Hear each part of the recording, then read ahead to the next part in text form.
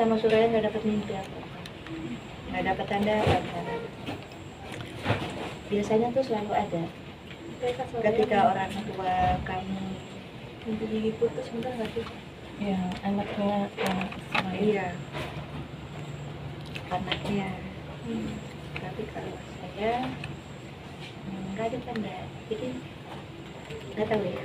Mungkin mudah-mudahan ada pembelajaran baik. Tapi yang pasti pembelajarannya karena kami tinggal berdua, sekarang lebih merapatkan barisan karena tentu nggak mau kecolongan lagi. Karena saya nggak tahu sebetulnya kakak saya nanti kan lelah usia, mau ulang tahun yang ke-62, sesibuk itu saya jarang berkomunikasi, jadi saya tidak tahu bahwa besok tanggal 15 mau ulang tahun ya. iya, Mungkin ada pembahasan itu nggak sih buat rencana gitu? nggak tahu, ya, belum ada sama sekali. Tapi ketika saya ke makam gitu melihat batu-batu nisan, saya baru ngeh loh, banyak sekali batu nisan tanggal lahir sama tanggal wafat itu nggak jauh beda, sebelum atau beberapa waktu sesudah. Jadi buat yang mau ulang tahun atau habis ulang tahun, berbuat baiklah karena kita tidak pernah tahu. Nah,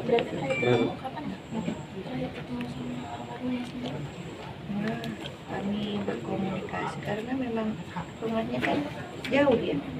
Saya beda kota kan. Gitu ya, saya tinggal di Bogor. Kakak saya tinggal di Bintaro. Jadi kami juga bukan tipe keluarga yang renteng-renteng kemana sama-sama gitu, bukan tipe kayak begitu. Tetapi pasti menjaga komunikasi. Yang pasti lewat WA komunikasinya. Mbak, terharu nggak sih tadi ngeliat Kak Fauzi begitu dalamnya gitu di makam sampai sempat menyebut kata-kata terakhirnya I love you forever gitu. Mungkin kayak cinta sejatinya dia pergi gitu, gimana? Ya emang kan mereka begitu gitu loh. Jadi sebetulnya kalau dibilang itu kan bahasa mereka yang memang setiap agak berbeda dengan bahasa kami dengan pasangan kami. Tapi kalau mereka itu jauh lebih mesra ya gitu loh. Jadi memang kalimat-kalimat itu adalah kalimat setiap hari yang mereka selalu ucapkan dengan sebutan-sebutan. Kalau saya kan panggilnya Gilang, kalau ini kan love, agak beda. Jadi yalah, masih lebih ke Hila. Terakhir mungkin aku bacakan dari almarhumah sendiri, katanya sebelumnya mentraktir suami dan para mahasiswa-mahasiswa. Itu pun saya nggak tahu karena kami tidak tinggal satu rumah. Mungkin itu lebih bisa ditanya sama anggota rumahnya. Tapi memang kalau dilihat kakak saya itu sangat suka ngasih hadiah, gitu ya. Apa aja? Kalau pergi keluar kota bawa oleh-oleh, nah semua dibagi-bagiin. Walaupun hanya bapia satu kotak gitu, sampai pekerja dan suaminya juga mesti di rumahnya ngerasain itu oleh-oleh. Nah itu kebiasaan yang mungkin membuat menjadi mudah-mudahan penyelamat dalam kehidupan sesudah kehidupan yang ini. Karena memang selalu bikin senang orang gitu loh dengan hadiah-hadiah. Hadiah terakhir yang ke Sahnat dari almarhumah.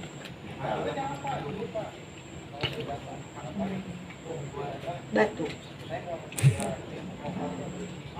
Ya bawa itu, batunya bentuknya hati warna pink. Satu dikasih ke kakak saya Suraya, satu lagi dikasih ke saya. Kasih. Tapi permintaan terakhir ada dari luar negeri atau Ya itu terakhir. Mbak, tapi permintaan terakhir almarhum itu memang mau dikedudukannya tuh di tanah kusir atau seperti apa? Itu pun saya nggak tahu. Jadi saya baru tahu karena kan kalau orang tua kami kan di Karet Bifak. Jadi dan sudah meninggal cukup lama sehingga kalau mau ditumpuk tuh bisa. Di tanah kusir itu yang ada adalah ayahnya Ikang, tetapi udah tumpuk 3, sehingga kami mesti cari kapling baru. Dan di tanah kusir itu nggak mudah untuk mencari kapling kosong. Jadi memang entah kayak dimudahkan.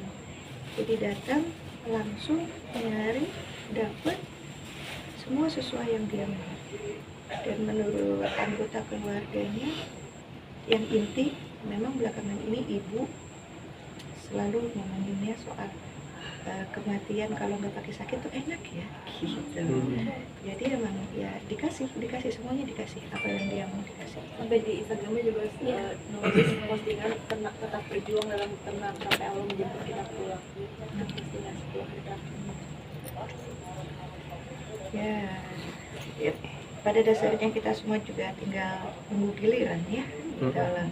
Jadi mudah-mudahan saya sebagai adik paling kecil atas nama keluarga mohon maaf untuk segala khilaf yang dilakukan oleh kakak saya, dan mudah-mudahan masih banyak perkataan, perbuatan, praktik baik yang bisa jadi teladannya buat semuanya. Dan terima kasih untuk doanya, karena saya belum buka handphone, itu WA banyak banget untuk bela sungkawa, dan di sosial media juga yang mengucapkan itu banyak. Dan saya tuh baru sadar banyak banget orang berkata baik ya mengenai kakak saya. Itu yang jadi kejutan buat saya. Yang ditolong ini, yang ditolong itu, ini itu. Saya nggak tahu itu cerita-cerita itu gitu. Nah, hari ini tuh mereka kayak saya ditolong ini, saya ditolong itu. Oh, mudah-mudahan ketika hari saya tiba akan banyak orang juga yang melakukan itu. Jadi kenangan dari seorang almarhumah dari Kak Sainas ini seperti apa? Kami beda jauh kan usianya, tumbuhnya nggak bersama. Mungkin jawaban itu lebih banyak di Soraya karena lebih dekat perbedaan usianya. Saya bedanya 10 tahun. Saya masih sedengkul, dia udah bintang film. Jadi nggak bermain bersama. Mungkin lebih banyak bukan kenangan tumbuh bersama, karena udah yang satu sibuk, yang satu masih di rumah. Saya lebih ngelihat bahwa dulu awal-awal saya hidup di dunia depan kamera gitu ya, banyak orang yang bilang jalannya mulus ya karena adiknya siapa gitu loh. Walaupun pada akhirnya untuk menentukan langgeng atau tidaknya saya di dunia itu tergantung saya bisa mengasah kemampuan atau tidak kan ya. Tetapi akhirnya saya bersyukur banget bahwa kedua kakak saya itu meninggalkan nama baik loh. Sehingga orang tuh selalu berprasangka saya juga ikut jadi baik, padahal belum tentu saya sebaik mereka. Nah, jadi itu ternyata jadi sekarang pas jenazahnya masuk gitu ya, terus ditempel papan, suatu ketika saya ada di situ kan ya, gitu. Oh ternyata memang mesti meninggalkan nama baik, karena saya udah nggak punya, kan saya nggak punya adik, paling tidak buat anak-anak. Jangan sampai anak-anak saya tersendat jalannya karena saya melakukan hal yang tidak baik dan mereka mesti mewariskan resikonya. Itu yang saya pelajarin dari hari ini melihat kakak saya dikebumikan. Kak, di rumah sendiri kenapa mengutarakan bahwa ini ada Saya juga itu nggak tahu, itu lebih mesti ditanya sama suaminya karena itu kan pembicaraan intan. Mbak, mungkin ada yang dipetik lagi dari kisah cintanya Kang Fauzi sama almarhum Gitol dari kakak sampai mau memisahkan. Ini pasangan unik ya, gitu loh. Yang satu rocker, urakan, gitu kan, walaupun pinter, sekolah, anak diplomat. Yang satunya bintang film, jali, kemudian doyan sekolah, gitu loh. Saya lihat kayak simbiosis mutualis. Yang saya paling ingat tuh dulu karena kakak saya yang pertama, jadi ayah saya punya 3 anak perempuan, agak sadis gitu ya menguji calon mantu. Jadi waktu Ikang sebagai calon waktu itu datang ke rumah untuk berkunjung ke rumah pacar, ayah saya dulu punya Doberman, ketiga dilepasin, dikejar sama di sini. Makanya waktu Gilang masuk dalam kehidupan saya, suami saya masuk kan, saya yatim piatu, nggak ada ibu, nggak ada bapak. Makanya Ikang selalu bilang, beruntung banget Gil nggak ketemu sama bapak mertua lu. Nah, karena memang kelihatan banget ujian yang sungguh luar biasa bisa ditaklukkan, dan Ikang tuh belajar ngaji sesudah pernikah, belajar tahsin karena kakak saya mengajaknya begitu. Jadi kan karena anak diplomat di sana nggak ada pelajaran agama ya, jadi diajarin, jadi simbiosis mutualis. Kakak saya juga belajar lebih tenang karena mempunyai suami yang kayaknya tenang banget, dan memang kayaknya mereka cinta banget ya berdua, cintanya gede banget gitu. Mungkin kalau cinta lebih baik seujung kuku aja tadi ya. Jadi pada saat ditinggalkan kita masih bisa pulang. Ya, di sana terakhir dong, sosok kakak yang seperti apa gitu buat adik-adik, buat Mas Anas dan Mbak Soraya.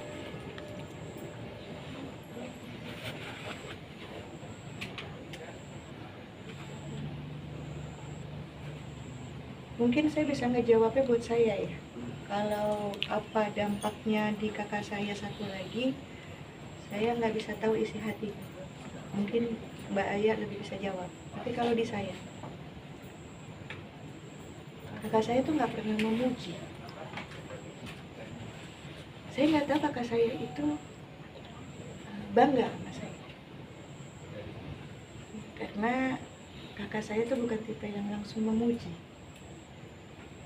Tadi pagi, dini hari, pada saat saya langsung pergi ke rumah sakit, karena memang udah di ruang jenazah, tidak bisa ngomong apa-apa, saya cuma memeluk. Kemudian Ikang sama anak-anaknya ngomong di belakang saya, ibu tuh bangga banget sama adik-adiknya. Selalu yang diomongin tuh tentang adik-adik saya hebat ya, gitu.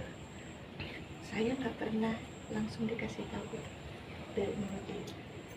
Dan saya baru sadar itu gaya ayah saya. Ayah saya itu nggak pernah memuji anak. Ternyata kakak saya itu ayah saya banget. Dan sama nih, saya juga baru tahu betapa bangganya ayah saya dengan anak-anaknya dari orang-orang yang bercerita, karena ayah saya nggak pernah berhenti bilang betapa bangganya kepada anak-anaknya. Ternyata kakak saya mewariskan itu. Saya baru tahu sesudah kakak saya nggak ada. Terus saya mau jawabnya gimana? Dan ini tuh jadi pembelajaran juga gitu ya buat saya, bahwa terkadang kita mesti ngasih tahu sama orang betapa cintanya kita sama orang itu. Karena kalau udah nggak ada, nanti nyesel. Nah, itu yang bisa saya ambil.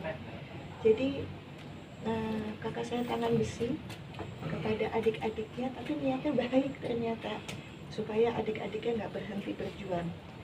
Tapi belum tentu buat yang menerima merasa dicintai. Dan saya baru tahu betapa kakak saya itu mencintai saya, mencintai kakak saya yang satu lagi, adiknya sudah nggak ada. Nah, itu yang membuat kami kayak linglung. Mau ngebalesnya gimana? Maka kami akhirnya berkomitmen membalas cinta itu dengan menjaga Ikang dan anak-anaknya belajar. Itu menjadi janji.